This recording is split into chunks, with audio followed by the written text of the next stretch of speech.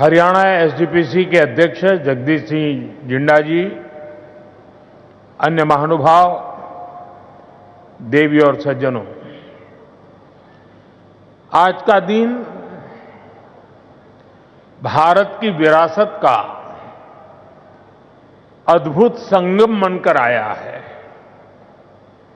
आज सुबह मैं रामायण की नगरी अयोध्या में था और अब मैं यहां गीता की नगरी कुरुक्षेत्र में हूं। यहां हम सभी श्री गुरु तेग बहादुर जी के 350वें बलिदान दिवस पर उन्हें नमन कर रहे हैं। इस आयोजन में हमारे बीच जो संत मौजूद हैं, जो सम्मानित संगत उपस्थित है, मैं आप सभी को श्रद्धापूर्वक नमन करता हूं। साथियों, 5-6 साल पहले एक और अद्भुत संयोग बना था। मैं उसका जिक्र भी जरूर करना चाहता हूं। साल 2019 में 9 नवंबर को जब राम मंदिर पर सर्वोच्च न्यायालय का निर्णय आया था, तो उस दिन मैं करतारपुर कॉरिडोर के उद्घाटन के लिए डेरा बाबा नानक में था। मैं यही प्रार्थना कर रहा था कि राम मंदिर निर्माण का मार्ग प्रशस्त हो, करोड़ों राम भक्तों की आकांक्षा पूरी हो। और हम सभी की प्रार्थना पूरी हुई। उसी दिन राम मंदिर के पक्ष में निर्णय आया। अब आज अयोध्या में जब धर्म ध्वजा की स्थापना हुई है, तो फिर मुझे सिख संगत से आशीर्वाद लेने का मौका मिला है। साथियों, अभी कुछ देर पहले कुरुक्षेत्र की भूमि पर पांचजन्य स्मारक का लोकार्पण भी हुआ है। कुरुक्षेत्र की इसी धरती पर खड़े होकर भगवान श्री कृष्ण ने सत्य और न्याय की रक्षा के उसे सबसे बड़ा धर्म बताया था। उन्होंने कहा था, स्वधर्मे निधनम श्रेय, अर्थात सत्य के मार्ग पर अपने धर्म के लिए प्राण देना भी श्रेष्ठ है। श्री गुरु तेग बहादुर जी ने भी सत्य, न्याय और आस्था की रक्षा को अपना धर्म माना और इस धर्म की रक्षा उन्होंने अपने प्राण देकर की।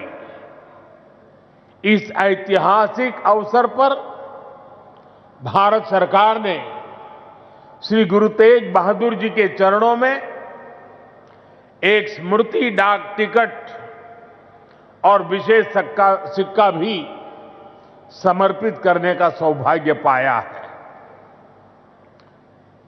मेरा कामना है हमारी सरकार गुरु परंपरा की इसी तरह निरंतर सेवा करती रहे।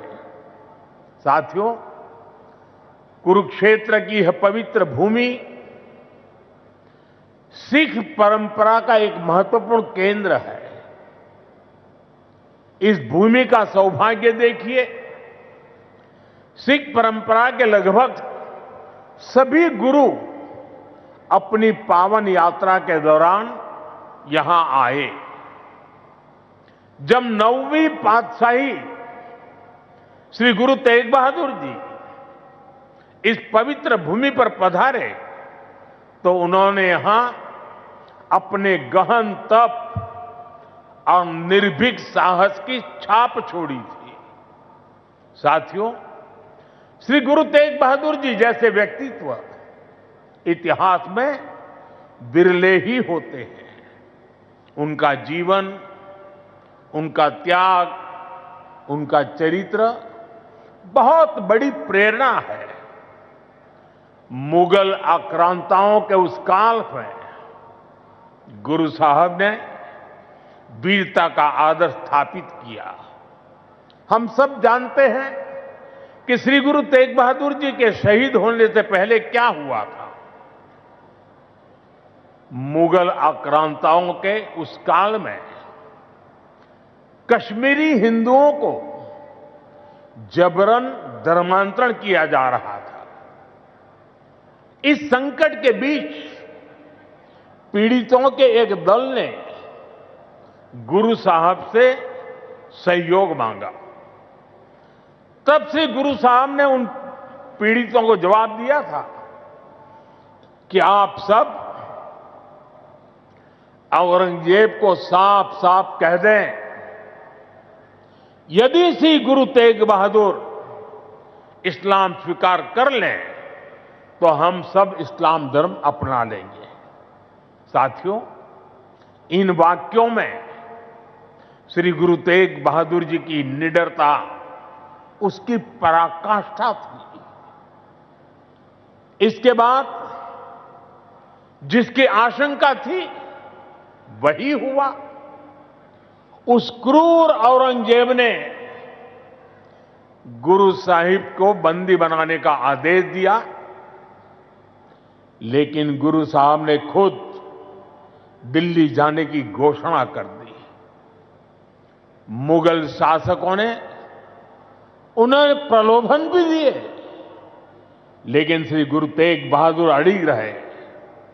उन्होंने धर्म और सिद्धांतों से समझौता नहीं किया और इसलिए उनका मन तोड़ने के लिए गुरु साहब को पथ से डिगाने के लिए उनके सामने उनके 3 साथियों, भाई दयाला जी, भाई सतीदास जी, भाई मतीदास जी की निर्ममता से हत्या की गई। लेकिन गुरु साहब अटल रहे, उनका संकल्प अटल रहा। उन्होंने धर्म का रास्ता नहीं छोड़ा। तब की अवस्था में गुरु साहब ने अपना शीश धर्म की रक्षा को समर्पित कर दिया। साथियों, मुगल इतने पर ही नहीं रुके थे। उन्होंने गुरु महाराज के शीश को अपमानित करने का भी प्रयास किया, लेकिन भाई जेता जी ने अपने पराक्रम के बल पर उनके शीश को आनंदपुर साहब पहुंचाया। इसलिए ही श्री गुरु गोविंद सिंह जी ने लिखा है, तिलक जंजू राखा प्रभता का,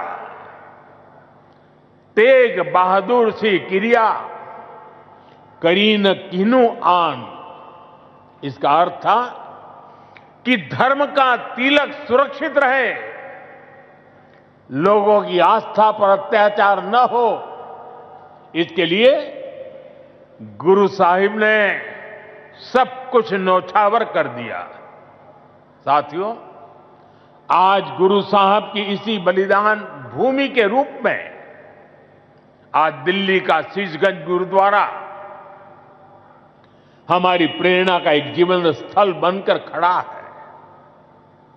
आनंदपुर साहब का तीर्थ हमारी राष्ट्रीय चेतना की शक्ति भूमि है और आज हिंदुस्तान का जो स्वरूप शेष है उसमें गुरु साहब जैसे युग पुरुषों का त्याग और समर्पण समाहित है। गुरुओं के हर तीर्थ को आधुनिक भारत के स्वरूप से जोड़ने का प्रयास किया है। करतारपुर कॉरिडोर का काम पूरा करना हो, हेमकुंड साहिब में रोपवे प्रोजेक्ट के निर्माण करना हो, आनंदपुर साहिब में विरासत-ए-खालसा संग्रहालय का विस्तार हो, हमने गुरुजनों की गौरवशाली परंपरा को अपना आदर्श मानकर इन सारे कामों को पूरी श्रद्धा से पूरा करने का प्रयास किया है। साथियों, हम सभी जानते हैं कि कैसे मुगलों ने वीर साहिबजादों के साथ भी क्रूरता की सारी सीमाएं पार कर दी थी। वीर साहिबजादों ने उनको दीवार में चुना जाना स्वीकार किया, लेकिन अपने कर्तव्य और धर्म का मार्ग नहीं छोड़ा। इन्हीं आदर्शों के सम्मान के लिए अब हम हर साल 26 दिसंबर को वीर बाल दिवस मनाते हैं। साथियों, हमने सिख परंपरा के इतिहास और गुरुओं की शिक्षाओं को राष्ट्रीय पाठ्यक्रम का हिस्सा भी बनाया है, ताकि सेवा, साहस और सत्य के ये आदर्श हमारी नई पीढ़ी की सोच का आधार बने। साथियों, मुझे विश्वास है कि आप सभी ने जोड़ा साहिब के पवित्र दर्शन जरूर किए होंगे। मुझे याद है, जब पहली बार मेरे मंत्रिमंडल के सहयोगी हरदीप सिंह पुरी जी ने मुझसे इन महत्वपूर्ण धरोहरों के बारे में चर्चा की थी, उन्होंने बताया था कि उनके परिवार ने गुरु गोविंद सिंह जी और माता साहिब कौर जी का पवित्र जोड़ा साहिब करीब 300 वर्षों से सहेज कर रखा है, और अब वो इस पवित्र धरोहर को देश दुनिया की सिख संगत को समर्पित करना चाहते हैं। साथियों, इसके बाद इन पवित्र जोड़ा साहिब को पूरे सम्मान और मर्यादा के साथ वैज्ञानिक परीक्षण कराया गया, ताकि ये पवित्र धरोहर आने वाली पीढ़ियों के लिए संरक्षित हो सके। सभी तथ्यों को देखते हुए हमने यह सामूहिक निर्णय लिया कि इन पवित्र जोड़ा साहिब को तख्त श्री पटना साहिब को समर्पित किया जाएगा, जहां गुरु महाराज ने अपने बाल्यकाल का एक लंबा समय बिताया था। पिछले महीने एक पावन यात्रा के रूप में गुरु महाराज के ये पावन जोड़ा साहिब दिल्ली से पटना साहिब ले जाए गए, और वहां मुझे भी इन पवित्र जोड़ा साहिब के सामने अपना शीश नवाने का अवसर मिला। मैं इसे गुरुओं की विशेष कृपा मानता हूं कि उन्होंने मुझे इस सेवा का, इस समर्पण का और इस पवित्र धरोहर से जुड़ने का अवसर दिया। साथियों, गुरु तेग बहादुर साहब जी की स्मृति हमें यह सिखाती है कि भारत की संस्कृति कितनी व्यापक, कितनी उदार और कितनी मानवता केंद्रित रही है। उन्होंने सर्वत का भला का मंत्र अपने जीवन से सिद्ध किया। आज का यह आयोजन सिर्फ इन स्मृतियों और सीखों के सम्मान का क्षण नहीं है, यह हमारे वर्तमान और भविष्य के लिए एक महत्वपूर्ण प्रेरणा भी है। गुरु साहब ने सिखाया है, जो नर दुख में दुख नहीं माने सो ही पूर्ण ज्ञानी, यानी जो विपरीत परिस्थितियों में भी अड़िग रहता है वही सच्चा ज्ञानी है, वही सच्चा साधक है। इसी प्रेरणा के साथ हमें हर चुनौती को पार करते हुए अपने देश को आगे ले जाना है, अपने भारत को विकसित बनाना है। साथियों, गुरु साहब ने ही हमें सिखाया है, भय काहू को देत न भय मानत आन, यानी हम न किसी को डराएं और न किसी से डरकर जिए। यही निर्भयता समाज और देश को मजबूत बनाती है। आज भारत भी इसी सिद्धांत पर चलता है। हम विश्व को बंधुत्व की बात भी बताते हैं और अपनी सीमाओं की रक्षा भी करते हैं। हम शांति चाहते हैं, लेकिन अपनी सुरक्षा से कोई समझौता नहीं करते। ऑपरेशन सिंदूर इसका सबसे बड़ा उदाहरण है।